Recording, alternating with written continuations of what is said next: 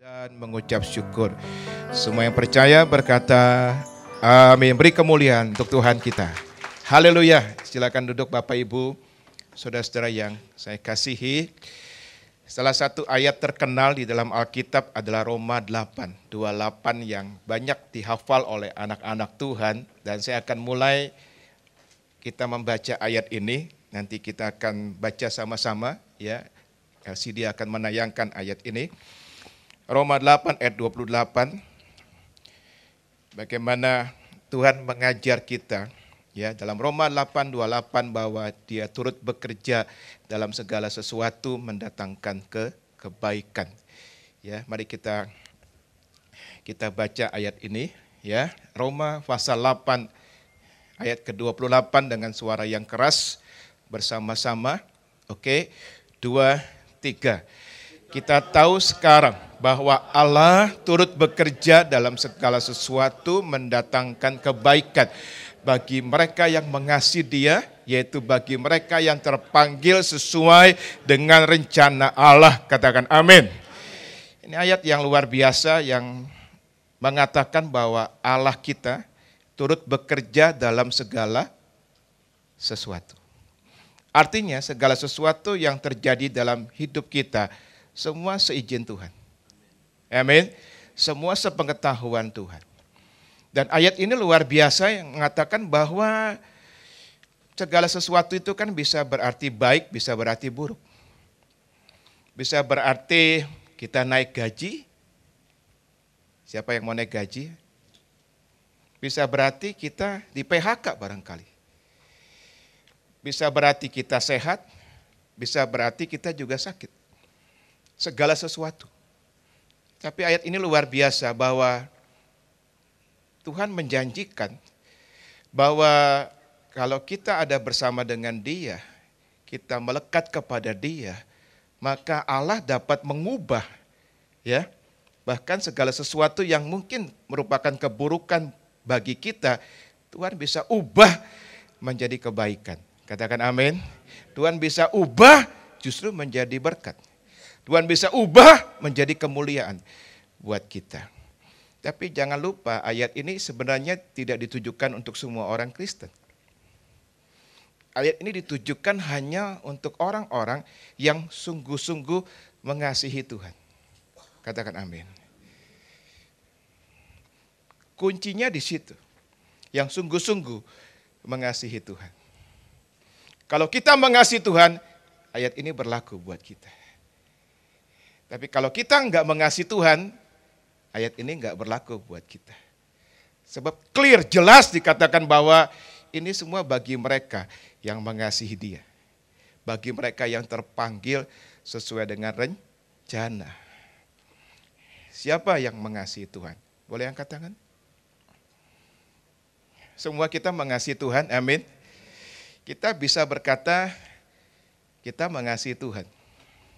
Tapi kalau kita menelaah Alkitab, ternyata ada 3 tanda. Orang yang sungguh-sungguh mengasihi Tuhan. Jadi rupanya ada ukurannya. Apakah kita sungguh mengasihi Tuhan atau tidak? Sebab kalau kita ditanya siapa mengasihi Tuhan, semua tentu akan mengatakan saya mengasihi Tuhan.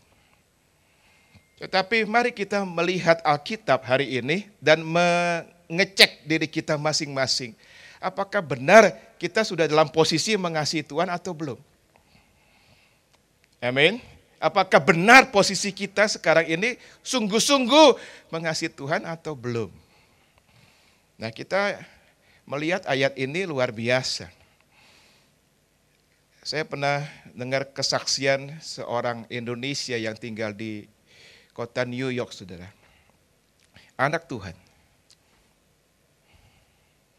Kita tahu pernah kejadian Menara Kembar World Trade Center dihancurkan oleh teroris.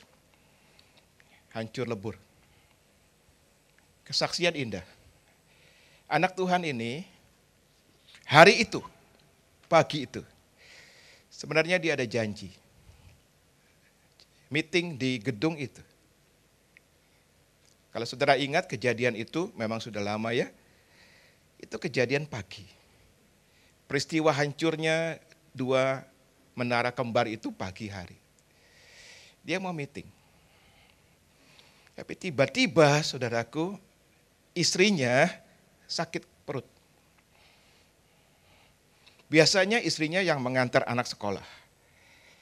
Tapi hari itu mendadak sakit perut. Jadi dia bilang sama suaminya, bisa nggak kamu geser jadwal meetingnya agak siang. Antar dulu anak sekolah. Dan dia mau. Oke, saya geser. Saya antar anak sekolah. Jadi dia geser waktu meetingnya agak siang. Dan dia antar anak sekolah. Itu peristiwa dia nggak pernah lupakan. Gara-gara dia geser waktu pertemuan. Dia antar dulu anak sekolah. Itu dia nggak pernah lupa peristiwa itu. Itu yang menyelamatkan dia. Kalau dia datang tepat waktu pagi itu, barangkali dia menjadi satu dari sekian banyak orang yang meninggal dalam peristiwa itu. Dia bersyukur luar biasa. Dia semakin yakin karena dia punya ayat emasnya Roma 8:28. Bagi siapapun yang mengasihi Tuhan, Allah turut bekerja dalam segala sesuatu. Katakan amin. Tuhan bisa bikin sakit perut istrinya untuk menyelamatkan dia. Amin saudara. Coba katakan kiri kanan, ternyata sakit perut bagus juga ya. Ya, apapun yang terjadi dalam hidup kita, entah sakit perut, entah apapun yang kita anggap sebuah keburukan, dengar baik-baik, ayat ini mengatakan dia dapat mengubahnya menjadi kebaikan buat kita. Tapi ini ditujukan bagi mereka yang mengasihi Tuhan. Nah, kita akan belajar hari ini 3 tanda orang yang mengasihi Tuhan. Mari kita akan lihat satu persatu. Saya ajak saudara-saudaraku melihat 1 Yohanes pasal 5 ayat 3. Itu tanda pertama. Kalau kita berkata, saya mengasihi Tuhan, ini tandanya yang pertama. 1 Yohanes 5 ayat 3, kita baca ya sama-sama ayat ini dengan suara keras. Oke, 2, 3. Sebab inilah kasih kepada Allah, yaitu bahwa kita menuruti perintah-perintahnya. Perintah-perintahnya itu tidak berat, katakan amin. Yang pertama tandanya kalau saudara dan saya berkata, saya mengasihi Tuhan. Maka yang pertama adalah kita menuruti perintah Tuhan. Katakan sama-sama saya, menuruti perintah Tuhan. Itu tandanya. Jelas sekali, Allah berkata demikian. Kalau kita berkata kita mengasihi Allah, tandanya adalah kita menuruti perintah Allah. Dan perintah Allah itu ada dalam Alkitab. Dan perintah Allah itu ada dalam firman Tuhan. Bagaimana kita bisa menuruti firman Tuhan? Kalau kita nggak pernah tahu firman Tuhan. Amin. Oleh sebab itu, saudaraku, tanda pertama jelas. Kalau kita sungguh-sungguh mengasihi Tuhan, kita nggak pernah lepas dari Alkitab. Katakan amin. Kita nggak pernah lepas dari Alkitab. Maaf saudara, kalau saya boleh katakan kalau ada orang yang jarang bersentuhan dengan Alkitab, tapi berkata saya mengasihi Tuhan, berarti bertentangan dengan ayat ini. Sebab mengasihi Tuhan tidak pernah lepas daripada mengasihi firman Tuhan. Amin saudara. Sebab Tuhan adalah firman itu sendiri. Oleh sebab itu hari ini saudaraku saya mau memulainya dengan kehidupan firman. Sebab kalau orang yang mengasihi Tuhan, dia pasti memiliki kehidupan firman yang baik. Ada 5 kehidupan firman yang kita bisa lewati dari tahap demi tahap. Yang paling dasar adalah mendengarkan firman Tuhan. Itu yang paling dasar bagi seorang Kristen. Hari ini saudara sedang mendengarkan firman Tuhan. Siapa yang percaya iman itu penting? Angkat tangan. Ya, iman itu penting.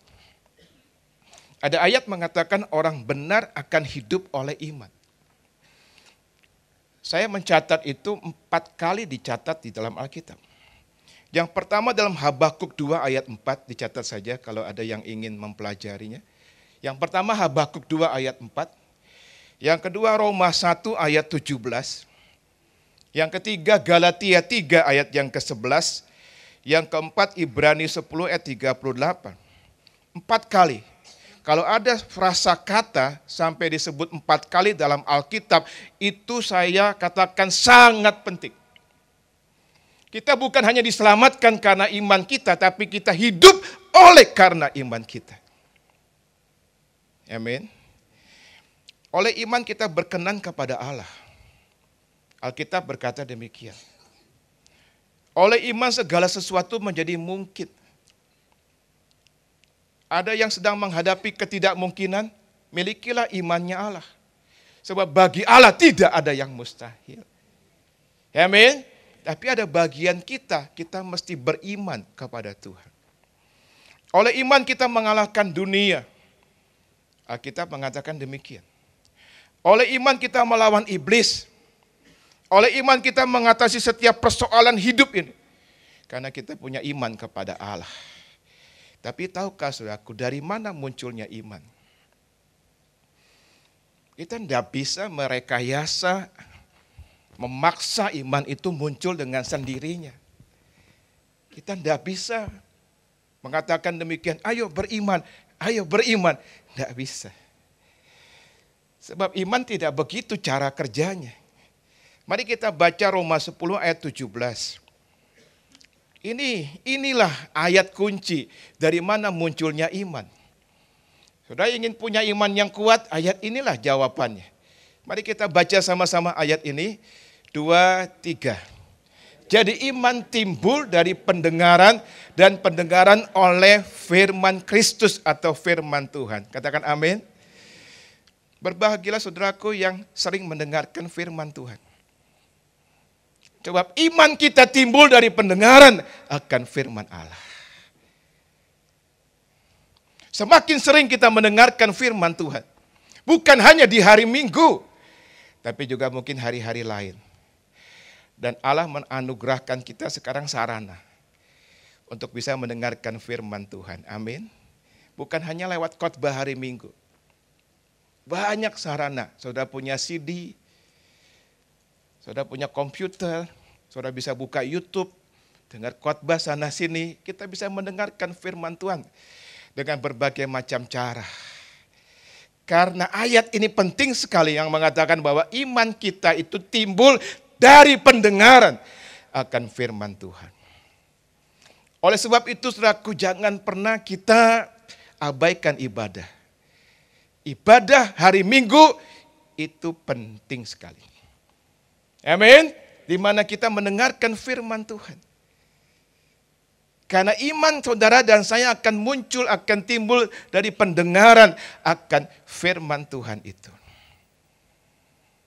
Oleh karena itu saudaraku, penting sekali ya kita mendengarkan firman. Nah, ayat ini kalau kita mempelajarinya lebih jauh, kata firman Kristus itu dalam bahasa Yunaninya ditulis rema. Alkitab ada dua sebenarnya. Yang pertama logos dan yang kedua rema. Logos artinya Alkitab yang kita punya itu logos. Ayat-ayat Alkitab dari Kejadian sampai Wahyu yang kita punya dalam satu buku Alkitab namanya itu adalah logos. Ada 31.102 ayat di dalamnya. Percaya? Kalau nggak percaya, ntar di rumah hitung ya. 31.102 ayat, saudara bertanya, mana yang buat saya Tuhan? Mana yang spesifik buat saya? Karena semua itu adalah ayat-ayat yang sifatnya umum. Buat semua orang. Saya mau janji Tuhan buat saya apa? Nah, janji Tuhan yang spesifik buat kita, itu namanya rema. Rema itu artinya sesuatu yang muncul dari logos. Rema hanya bisa didapat, saudaraku, bagi orang yang mendengarkan firman Tuhan dengan sungguh-sungguh. Katakan amin. Ketika kita mendengarkan firman Tuhan dengan biasa-biasa, kita pulang hanya dengan logos. Tapi ketika kita mendengarkan firman Tuhan dengan serius dari rumah, saudara berdoa. Tuhan, saya mau Tuhan hari ini di ibadah. Ketika dengar firman dari seorang hamba Tuhan, dari sekian ratus kata-kata yang dia ucapkan, ada yang spesifik jawaban buat saya. Amin. Dan kalau kita dapatkan itu jawaban, itu namanya rema. Kita diberkati dalam ibadah, bukan tergantung hanya pengkhotbah, tapi tergantung dari jemaat. Amin, saudara. Seberapa rindu kita untuk dengar firman, menentukan seberapa kita akan diberkati. Jangankan saya, Yesus pun ngalami. Dia adalah hamba Tuhan di atas hamba Tuhan. Dia Mesias, dia Tuhan sendiri. Tapi dengar baik-baik, ketika dia ada di Nazaret, dia berkhotbah, dia mau bikin mujizat, tidak bisa di Nazaret. Kenapa? Karena dicatat di Alkitab, orang-orang di Nazaret enggak menghargai Tuhan Yesus. Tidak menghormati. Maklum, Yesus datangnya dari Nazaret. Jadi mereka bilang, ini kan anak tukang kayu. Dulu waktu kecil, gua main gundu sama dia. Jadi enggak respect. Makanya akhirnya enggak ada mujizat. Pindahlah Yesus ke Genesaret. Alkitab mencatat di Genesaret, baru Yesus sampai ke kota itu. Orang sudah berbondong-bondong mendatangi Yesus. Maka Alkitab mencatat, mujizat demi mujizat terjadi luar biasa. Katakan amin. Maka seringkali ketika kita bubar kebaktian atau ibadah, jemaat bisa terbagi dua kelompok. Kelompok pertama berkata, saya diberkati dalam ibadah ini. Saya rasa hadirat Allah. Tapi mungkin kelompok kedua berkata, enggak, biasa-biasa. Bukan hanya tergantung daripada pendetanya atau pengkhotbahnya, tapi seberapa haus kita untuk datang dalam ibadah. Katakan amin. Kalau kita serius mendengarkan firman, saudaraku, saya mau pastikan, saudara pulang bukan dengan logos, saudara pulang dengan rema, dan saudara akan menerima janji Tuhan. Yang kedua adalah membaca firman. Setelah mendengar, biasakan membaca firman. Saya kenal lama dengan Pak Rubin Adi,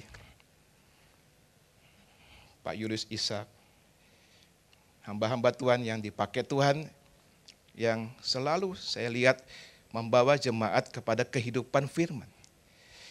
Biasakan untuk membaca firman sebagai itu gaya hidup kita. Katakan amin. Tidak bisa kita sebagai orang Kristen kuat rohani kita hanya di hari Minggu kita dapat firman. Every day. Amin. Setiap hari. Sebagaimana kita makan setiap hari, maka kita juga mesti makan makanan rohani setiap hari. Katakan amin. Sebab Alkitab firman Allah itu roti hidup. Makanan rohani buat kita yang mesti kita makan setiap hari. D.L. Moody, seorang hamba Tuhan besar, mengatakan, firman Tuhan dibaca bukan untuk menambah pengetahuan, tapi mengubah hidup. Saudara mau diubahkan Tuhan? Manusia nggak bisa mengubah kita, tapi kuasa firman sanggup mengubah kita. Yang ketiga, saudaraku, merenungkan firman. Itu lebih tinggi lagi tingkatannya, merenungkan firman. Merenungkan artinya membaca firman, tapi pelan-pelan. Perlahan-perlahan, setiap hari, sambil kita cari makna rohani. Ada ayat yang tidak asing lagi buat kita dalam kitab Mazmur berkata, diberkatilah atau berbahagialah mereka yang kesukaannya merenungkan firman Tuhan siang dan malam. Ya, seperti pohon yang ditanam di tepi aliran air yang berbuah-buah pada musimnya, tidak layu daunnya. Dan haleluya, apa saja yang diperbuatnya berhasil. Kalau mau jujur saya mau tanya saudara, yang paling ingat kata apa? Yang paling ingat kata apa? Berhasil. Tapi bagaimana kita bisa berhasil? Alkitab sudah jelas mengatakan bahwa kalau kita merenungkan firman Allah setiap hari. Katakan amin. Kata merenungkan itu di dalamnya ada unsur memperkatakan. Jadi Bapak Ibu, saya ingin sampaikan kalau Bapak Ibu merenungkan firman, jangan diam. Ngomong. Jadi waktu pagi-pagi mau baca firman, jangan diam. Ngomong. Memperkatakan firman. Tadi pagi saya bilang bahwa puncak iman itu bukan di hati. Puncak iman itu di perkataan. Yesus berkata, berkatalah kepada gunung ini, tercampaklah, asal tidak bimbang hati, maka itu akan terjadi. Jadi dalam kata merenungkan ada unsur memperkatakan. Jadi saya mendorong jemaat di tempat ini kalau merenungkan firman, jangan diam, memperkatakan. Memang ayatnya juga berkata iman timbul dari pendengaran akan firman Allah. Setelah itu saudaraku kita masuk dalam mempelajari firman. Yang keempat, bagi pelayan Tuhan terutama, di sini ada worship leader, ada singers, guru sekolah minggu, mesti masuk ke mempelajari firman. Jemaat juga. Artinya kita benar-benar belajar firman. Rasul Paulus ketika di penjara, dia minta dikirimi 2 oleh Timotius. Pertama dia dikirimi jubah untuk menghangatkan badannya di musim dingin. Tapi yang kedua dia dikirimkan firman. Sebab Rasul Paulus tidak pernah berhenti belajar. Bukankah Amsal berkata ciri orang bijaksana belajar. Katakan amin. Kita mesti belajar. Anak-anak Tuhan sekarang jangan hanya punya Alkitab. Paling enggak sudah punya konkordansi Alkitab. Ya, sekarang teknologi komputer luar biasa canggih.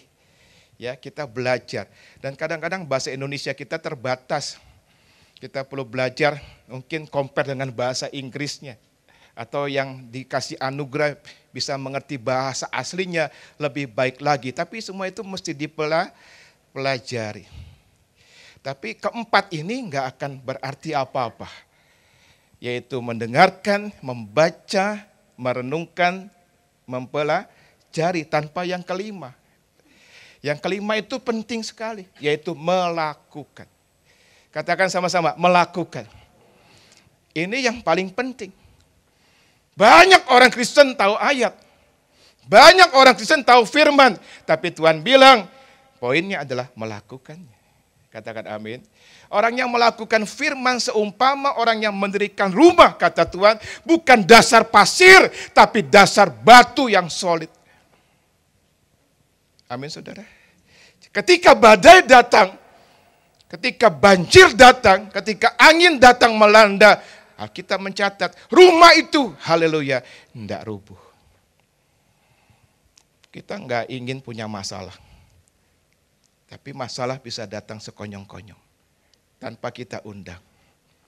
Tapi kalau saudaraku terbiasa untuk mempraktekkan firman, saya beritahu, tidak usah takut dengan masalah.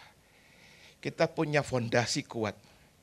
Rumah bisnis kita, rumah pelayanan kita, rumah tangga kita, rumah kehidupan kita akan tetap kuat. Karena kita membangunnya dengan benar. Itu dengan dasar batu, bukan pasir. Katakan amin. Saudara, saya mau katakan begini. Tuhan hanya memberkati kita di bidang mana kita taat. Saya ulangi ya. Tuhan hanya memberkati kita di bidang mana kita taat. Di bidang tertentu kita enggak taat.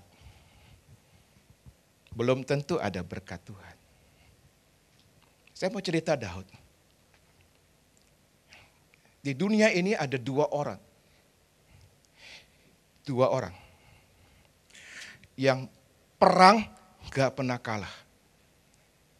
Selama hidupnya. Cuma 2 orang. Perang gak pernah kalah. Yang pertama Raja Daud. Karena Alkitab mencatat. Yang kedua adalah seorang Raja Yunani.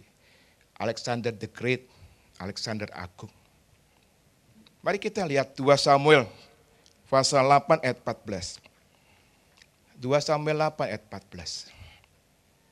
Ini ayatnya. Ya, 2 Samuel 8 ayat 14 tentang Daud dikatakan demikian. Lalu ia menempatkan pasukan pendudukan di Edom. Di seluruh Edom ditempatkannya pasukan pendudukan sehingga seluruh Edom diperbudak oleh Daud. Perhatikan ayat ini. Tuhan memberi, apa saudara? Kemenangan kepada Daud kemanapun ia pergi berperang. Cuma ada 2 orang di dunia ini yang tercatat. Yang pertama di Alkitab dicatat Daud. Yang kedua Alexander Agung. Pertanyaannya kenapa Tuhan selalu kasih kemenangan? Ternyata nanti di rumah saudara baca Ulangan pasal 20. Itu jawabannya. Ulangan pasal 20 itu bicara tentang hukum-hukum perang. Aturan main Tuhan. Kalau mau menang perang, aturan mainnya di Ulangan pasal 20. Hukum perang ada di situ. Saudara tahu Daud begitu taat, begitu ekstrim. Dia pelajari, dia taati, dia lakukan hukum perang. Maka kemanapun dia pergi perang, Tuhan menyertai. Katakan amin. Tapi bidang kehidupan banyak saudara. Kita pun punya bidang kehidupan banyak. Ada bidang keluarga, amin. Ada bidang keuangan, kita cari uang. Ada bidang apa lagi? Bidang kesehatan, kita kan butuh sehat saudara. Ada banyak bidang. Perhatikan, Daud di bidang perang menang. Tapi di bidang keluarga hancur. Kenapa hancur? Karena ternyata di bidang perang Daud taat sekali dengan hukum perang. Tapi di bidang keluarganya Daud tidak taat. Baca ayatnya. Dalam Ulangan 17 ayat 17. Ulangan 17 ayat 17. Ini yang dia nggak taat. Tuhan sudah bilang, seorang raja Israel mesti taat ayat ini. Dikatakan di sini juga janganlah ia punya banyak istri. Raja Yahudi, raja Israel tidak boleh punya banyak istri. Supaya hatinya jangan menyimpang. Emas dan perak pun janganlah ia kumpulkan terlalu banyak. Baca ayat 2 Samuel 5 ayat 13. 2 Samuel 5 ayat 13. Tapi apa yang dilakukan Daud? Dia menyimpang. Dia melanggar sebab ayatnya berbunyi demikian. Daud mengambil lagi beberapa gundik dan istri dari Yerusalem setelah ia datang dari Hebron dan bagi Daud masih lahir lagi anak lelaki dan perempuan. Saya mau tanya sama saudara, kalau ada kata mengambil lagi beberapa gundik, artinya udah punya belum? Sudah punya, tapi ngambil lagi, artinya istrinya banyak, gundiknya banyak. Artinya apa? Nambah, betul sekali. Nambah. Haleluya. Karena tidak taat, maka di area keluarga gagal. Saya mencatat pertama anaknya bernama Amnon memperkosa saudaranya sendiri Tamar. Itu aib saudara.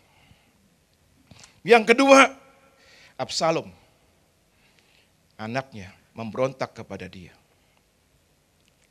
Yang ketiga, 10 orang gundiknya diperkosa. Memang kemudian Daud bertobat dan Tuhan pulihkan. Tapi poin yang saya mau sampaikan hari ini, saudara, kita sebagai anak-anak Tuhan yang sudah bertumbuh dewasa, punya komitmen, mari kita taat di semua bidang yang Tuhan sudah ajarkan. Katakan amin. Bidang keuangan. Kalau Pak Suwito, Pak Rubin Adi misalkan sudah mengajarkan kita tentang persepuluhan milik Tuhan. Katakan begitu. Taati saja. Kembalikan karena itu milik Tuhan. Maka firman Tuhan gak pernah gagal. Tuhan akan buka tingkap langit dan memberkati kita berkelimpahan. Saya 30 tahun lebih melayani Tuhan melihat. Orang yang mempraktekkan firman, itu hidupnya diberkati. Meskipun bukan berarti tanpa persoalan, tapi selalu ada berkat. Di tengah-tengah pergumulan pun berkat Tuhan tetap datang. Saudaraku, saya pernah katakanlah punya idola, seorang hamba Tuhan. Waktu saya masih mahasiswa. Khotbah-khotbah hamba Tuhan ini menginspirasi saya. Memang luar biasa. Khotbah-khotbahnya luar biasa. Hamba Tuhan ini bukan hanya dipakai di gereja, tapi juga sudah menjadi penginjil lapangan. Artinya KKR di mana-mana. Tapi betapa katakanlah syoknya saya waktu itu. Saya masih muda, masih mahasiswa, itu baru lahir, baru mau mulai melayani Tuhan. Ketika satu saat saya mendengar hamba Tuhan itu di usia 48 tahun, masih muda, meninggal dunia. Saya terpukul sekali. Saya bilang, Tuhan, ini idola saya. Saya diberkati sekali dengan khotbah-khotbahnya. Perjalanan hidup terus jalan. Saya sampai hari ini masih memegang satu pelayanan yang namanya PESAT, pelayanan desa terpadu. Kami punya sekitar 600 hamba-hamba Tuhan yang diutus ke daerah-daerah terpencil. Nah, istri daripada hamba Tuhan ini yang merupakan idola saya, sekarang pun membantu PESAT. Jadi saya cukup kenal baik dengan istri hamba Tuhan ini. Di situ saya belajar tentang kehidupan. Dia bilang begini, dari segi firman, belajar firman, mengkhotbahkan firman, suaminya luar biasa.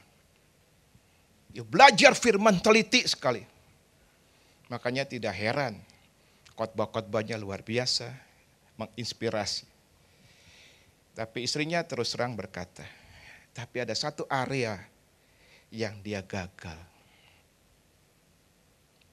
Padahal di Alkitab juga diajarkan area itu. Yaitu dia tidak bisa mengendalikan diri. Bukankah pengendalian diri buah roh? Amin. Tidak bisa mengendalikan diri dari hawa nafsunya terhadap makanan. Terlalu berani, kata istrinya, dalam hal makan. Habis KKR malam, rayakan pesta misalkan. Overeating, makan berlebihan. Dan mungkin juga pilihannya yang gak bijaksana. Saya berkali-kali nasihati dia, Pak. Tapi dia area ini dia gagal. Bukan berarti waktu dia dipanggil Tuhan, dia gak masuk surga, tetap dia masuk surga. Ya, makan yang gak benar bukan berarti kita gak masuk surga, tetap masuk surga. Tapi seringkali masuk surganya kecepetan, jadi saudaraku. Mari kita belajar hari ini, mempraktikkan firman di berbagai bidang. Katakan amin. Kalau kita mau diberkati di area keuangan, praktekkan firman tentang keuangan. Kalau kita mau diberkati di area kesehatan, praktekkan firman tentang kesehatan. Katakan amin. Kalau kita mau diberkati di area keluarga, praktekkan firman tentang keluarga. Sekali lagi Tuhan hanya akan memberkati kita di area mana kita taat. Katakan amin. Yang kedua, saudara. Tanda kedua, ini penting. Tanda kedua, kalau kita berkata saya mengasihi Tuhan, apa tandanya yang kedua? Mari kita lihat Mazmur 97 ayat yang ke-10. Ini tanda kedua. Mazmur 97 ayat yang ke-10 bagian A. Saya bacakan. Ya, cukup bagian A-nya saja. Hei orang-orang yang mengasihi Tuhan. Apa saudara? Bencilah kejahatan. Singkat ayatnya tapi jelas. To the point. Kalau kita mengatakan saya mengasihi Tuhan, maka kita mesti benci dosa. Katakan amin. Benci kejahatan. Baru kita bisa bilang kita mengasihi Tuhan. Mengasihi Tuhan sama dosa tidak bisa jalan bareng. Tuhan Yesus sudah mati di kayu salib. Bukan hanya menebus dosa-dosa kita. Tapi dia sudah mengubah nature kita. Kita lahir dengan sifat dosa. Tapi ketika kita lahir baru, kita tidak lagi dengan sifat dosa. Katakan amin. Meskipun kita masih bisa berbuat dosa. Makanya perlu kita mengalami pertobatan setiap hari. Yang dalam bahasa aslinya disebut metanoia. Artinya perubahan dalam berpikir. Dari pikiran-pikiran tentang dosa, berubah total. Mikirin tentang surga, mikirin tentang kebenaran. Kita masih bisa berbuat dosa. Tapi mari kita minta kekuatan dari Tuhan. Saya nggak mau lagi berbuat dosa. Jemaat yang saya kasihi, saya mau tanya sama saudara. Kira-kira bisa nggak? Saya tanyanya bisa ya. Minggu depan, ya atas izin Pak Suwito tentu ya. Yuk kita rame-rame ibadah pakai baju renang. Saya tanyanya bisa. Bisa nggak kira-kira? Bisa nggak? Bisa. Kalau tanyanya bisa, jawabnya bisa. Tapi pertanyaan kedua, mau nggak? Mau nggak Pak? Nggak mau. Kenapa nggak mau Pak? Oh dingin katanya.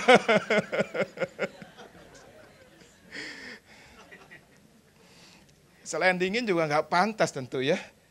Amin. Tapi kita bisa. Kalau dibilang bisa, bisa. Tapi tentu kita nggak mau. Sama dosa kita masih bisa berbuat dosa. Sifat dosa kita memang sudah ditebus oleh darah Yesus. Tapi kita masih bisa jatuh dalam dosa. Tetapi mari kita minta kekuatan Tuhan untuk kita nggak mau lagi berbuat dosa. Katakan amin. Saudara, apalagi ini bagi pelayan Tuhan. Kalau kita hidup dalam dosa, kita masih terus melayani, bahaya saudara. Mungkin hari-hari ini kita masih diurapi. Tapi kalau kita terus-menerus hidup dalam dosa dan tidak ada keinginan untuk keluar dari dosa itu, bahkan senang dengan dosa itu, maka lama-lama pengurapan Tuhan akan hilang. Lambat laun. Saya punya teman di LA, hamba Tuhan. Dia punya idola seorang hamba Tuhan Amerika.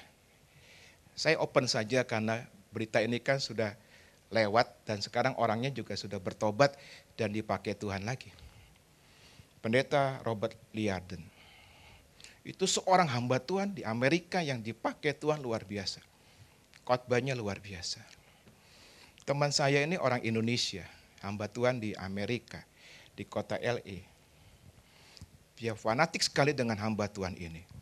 Jadi di tahun 2000 awal, tahun 2000, 2001, dia ikut kursus Alkitab dari hamba Tuhan ini. Mula-mula diberkati, luar biasa. Tapi lama-lama dia mulai merasa, kok khotbah guru saya ini, pendeta Robert Liardon ini, kok enggak sehebat dulu. Kok enggak seurapan dulu. Tapi dia enggak tahu kenapa. Tapi dia juga cerita dengan teman-teman satu kuliahnya, teman-temannya juga merasakan hal yang sama. Iya ya, kenapa ya enggak kayak dulu ya. Kalau dulu luar biasa, pembukaannya, pewahyuannya luar biasa. Sekarang kok enggak seperti itu. Betapa terkejutnya dia dan juga kita semua ketika akhirnya mengetahui bahwa dia ada dosa. Dia seorang homoseksual. Dia open itu satu hari. Sempat akhirnya mamanya yang ambil alih pelayanannya. Tapi dia rendah hati. Dia ngaku. Dan akhirnya Tuhan pulihkan kembali dia. Tapi poin yang saya mau sampaikan adalah bahwa mengasihi Tuhan dengan dosa gak bisa jalan bareng. Kalau kita berkata saya mengasihi Tuhan, mari kita minta kasih karunia dari Tuhan untuk buang segala dosa. Katakan amin. Hidup dalam pertobatan. Gereja sampai hari ini harus mengkhotbahkan pertobatan. Karena itu topik yang paling penting. Katakan amin. Tidak semua orang yang menyebut nama Tuhan, Tuhan akan masuk dalam kerajaan Allah. Ayatnya berkata demikian. Sekalipun dia sudah bikin nubuat, sekalipun dia sudah mengusir setan, tapi Tuhan berkata, aku tidak kenal engkau. Jadi penting sekali poin yang kedua. Dan yang ketiga, yang terakhir saudara. Tanda orang mengasihi Tuhan di dalam 1 Yohanes 4 ayat 20 sampai 21. 1 Yohanes 4 ayat 20 sampai 21. Kita baca ya sama-sama ayat ini. 1 Yohanes 4, 20, 21, 2, 3. Jika seorang berkata aku mengasihi Allah dan ia membenci saudaranya, maka ia adalah pendusta, karena barang siapa tidak mengasihi saudaranya yang dilihatnya, tidak mungkin mengasihi Allah yang tidak dilihatnya. Katakan amin. Ini pun sangat jelas, tidak usah ditafsirkan, karena dikatakan tadi bahwa tanda yang ketiga, kalau kita mengasihi Tuhan, kita mengasihi sesama. Amin. Dan tidak membenci sesama kita. Saya mau bicara tentang kebencian. Tadi pagi saya singgung sedikit. Don Colbert, seorang dokter di Amerika, pernah membuat sebuah literatur tentang sikap hati yang membunuh.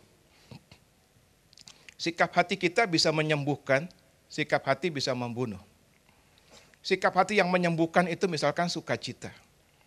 Ayatnya jelas berkata hati yang gembira adalah obat. Katakan amin. Saya ada jemaat yang kena sakit kanker stadium sudah cukup lanjut. Sembuh hari ini. Ya memang ditempuh jalur pengobatan medis, tapi karena sikap hati. Semangat, sukacita, enggak self pity, tetap melayani. Amin. Alkitab enggak pernah salah. Hati yang gembira adalah obat. Sikap mengucap syukur itu bagus. Tapi kalau sebaliknya kita punya sikap hati yang negatif, itu bahaya.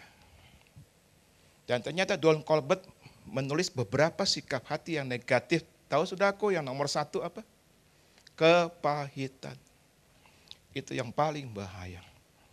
Kalau di sini ada dokter, pasti dokter akan bisa menjelaskan lebih daripada saya. Betapa ada hubungan langsung antara sakit penyakit dengan sikap hati. Terutama dalam hal kepahitan. Oleh karena itu saudaraku, kalau saudara mau diberkati dalam hidup ini, maka saudaraku harus hidup dalam pengampunan. Amin. Seberapa sakit hati kita, minta kekuatan dari Tuhan supaya kita bisa mengatasinya dan mengampuni orang itu. Saya mau sampaikan secara singkat saja bahwa pengampunan itu bawa kebebasan. Ada banyak orang Kristen gak bebas hidup. Ada yang mengganjal di hatinya. Kenapa? Karena gak ngampuni. Pengampunan itu akan membuat kita sehat jasmani dan rohani. Penelitian mencatat perilaku memaafkan itu mendatangkan manfaat kesehatan bagi orang yang memaafkan. Penelitian tersebut juga membuktikan bahwa pengaruh memaafkan ternyata berimbas bagi orang yang dimaafkan. Jadi pengampunan itu enak di dua belah pihak. Katakan amin. Bagi yang memaafkan, bagi yang dimaafkan. Bagi yang mengampuni, bagi yang diampuni. Pengampunan akan membuat kita orang bijaksana. Sebab Ayub pasal 5 ayat 2 mengatakan orang bodoh adalah orang yang menyimpan sakit hati. Hidup ini perlu hikmat. Saya setiap hari melayani Tuhan butuh hikmat. Kita akan kehilangan hikmat itu ketika kita enggak mengampuni. Tapi begitu engkau mengampuni, dari surga akan turun hikmat ilahi yang kita butuhkan setiap hari. Pengampunan memulihkan hubungan kita dengan Tuhan. Matius 6 ayat 14 sampai 15. Mari kita baca ayat ini. Pengampunan itu memulihkan hubungan kita dengan Tuhan. Matius 6 ayat 14 sampai 15. Saya bacakan demikian. Jadi ada hubungan langsung. Karena jikalau kamu mengampuni kesalahan orang, perhatikan, kalau kita ngampuni orang, Bapamu di surga akan ngampuni kamu juga. Katakan amin. Jadi kadang-kadang ada masalah hubungan kita sama Tuhan. Kenapa ya kok saya kayaknya rasa doa tapi kok nggak pernah dijawab Tuhan. Kayaknya mentok ke plafon. Kok nggak tembus ke surga. Ternyata ada satu hal. Karena kita nggak ngampuni orang. Sebab ayatnya jelas sekali kalau kita katanya ngampuni orang baru Bapa di surga ngampuni kita. Ayat berikutnya dikatakan jikalau kamu tidak mengampuni orang, Bapamu juga tidak akan mengampuni kesalahan kita. Oleh karena itu yang ketiga, kalau saudara berkata saya mengasihi Tuhan, hidup dalam pengampunan. Ketika saya pernah khotbah ini di Jambi, saudara. Baru selesai khotbah, saya mesti pindah ke tempat ibadah lain. Saya diantar oleh seseorang. Di tengah perjalanan dia yang setirin saya. Dia nangis. Saya tanya kenapa kamu nangis? Anak muda. Pak, itu khotbah buat saya. Saya 2 tahun hidup dalam kepahitan sampai hari ini belum lepas terus terang. Saya punya teman bisnis, Pak. Dia tipu saya. Saya pernah bayar pembunuh bayaran, tapi ketahuan papa. Dan papa melarang. Saya mau bunuh orang itu. Tapi tadi saya dengar khotbah Bapak, itu betul buat saya. Saya ini kayak orang di penjara. Saya nggak pernah bebas. Dengar khotbah setiap hari Minggu, tapi hati menderita. Bapak mau nggak doakan saya? Saya bilang kita menepi dulu deh. Akhirnya kita menepi, saya doakan. Pengampunan itu mudah. Minta kekuatan dari Tuhan yang namanya kasih karunia. Lalu kita mengambil keputusan. Jangan dirasa-rasa, ambil keputusan. Kamu sebut saja nama orang itu. Kamu bilang, di hadapan Tuhan, saya ngampuni. Nanti Tuhan kasih kekuatan. Kamu pasti bisa ngampuni. Saudaraku, kasih karunia Tuhan itu luar biasa. Minta kasih karunia. Saya pernah menjadi seorang penasehat dari pelayanan yang namanya Rumah Hidup Baru. Rumah Hidup Baru itu sebuah pelayanan yang melayani wanita hamil di luar nikah. Pernah melayani seorang wanita hamil di luar nikah, korban perkosaan Mei 1998. Dan sampai hari anaknya hidup. Nggak gampang memang, karena kebanyakan justru korban perkosaan. Ada juga yang suka sama suka. Satu hari saudara, ada seorang ibu, anaknya sudah hampir setahun, korban perkosaan. Mungkin rohaninya sedang jelek, jadi iblis mengintimidasi. Coba kamu lihat itu anak kamu, mukanya persis kan kayak yang perkosa kamu. Begitu. Dia nggak bisa kendalikan diri, dia mau bunuh anak itu. Dia mau cekik. Untung kepala asramanya sigap melerai itu. Lalu kita layani. Rupanya dia terus kepahitan. Saya kasih sebuah ayat nanti di rumah baca Ibrani 12 ayat 15. Ibrani 12:15 mengatakan bahwa ketika kita dalam kepahitan, minta kasih karunia Allah yang akan menjauhkan kita dari akar kepahitan. Saya bilang sama dia, ibu minta kasih karunia. Ibu mungkin gak kuat, gak mampu, karena ini kejadian yang trauma buat dia. Tapi bagi Tuhan gak ada yang mustahil. Dia minta kasih karunia. Kita doakan, dia nangis. Seminggu kemudian saya ketemu dia lagi. Saya bilang, ibu gimana? Sudah lebih tenang, Pak. Ibu masih ingat peristiwa ibu waktu diperkosa? Oh masih, Pak. Tapi gimana sekarang? Ibu masih benci sama orang itu? Puji Tuhan, Pak. Saya sudah bisa mengampuni. Jadi kasih karunia bukan menyebabkan kita hilang ingatan. Tetap kita ingat peristiwanya. Tapi yang luar biasa adalah Tuhan kasih kekuatan sehingga kita bisa mengampuni orang yang memperkosa dia itu. Ibrani 12:15 mengatakan bahwa kalau kita dalam kesulitan, apapun juga bukan hanya soal kepahitan, tapi apapun juga beban, pergumulan, masalah hidup ini, minta grace, kasih karunia. Kasih karunia bukan hanya diberikan kepada kita dalam peristiwa keselamatan, di mana kita diselamatkan bukan karena pekerjaan baik, perbuatan baik, tapi karena grace, anugerah, tapi kasih karunia berlaku setiap hari. Memberi kekuatan, kemampuan surgawi untuk kita bisa menghadapi hidup ini. Katakan amin. Kalau kita melakukan ketiga hal ini, percayalah, maka kita disebut orang yang mengasihi Tuhan. Dan kalau kita dalam posisi mengasihi Tuhan, saya mau katakan berkat Tuhan selalu mengalir di dalam kehidupan kita. Di bawah ada 2 buku yang merupakan 2 buku bestseller penerbit kami. Dan saya bawa biar memberkati saudara. Yang pertama tentang keluarga.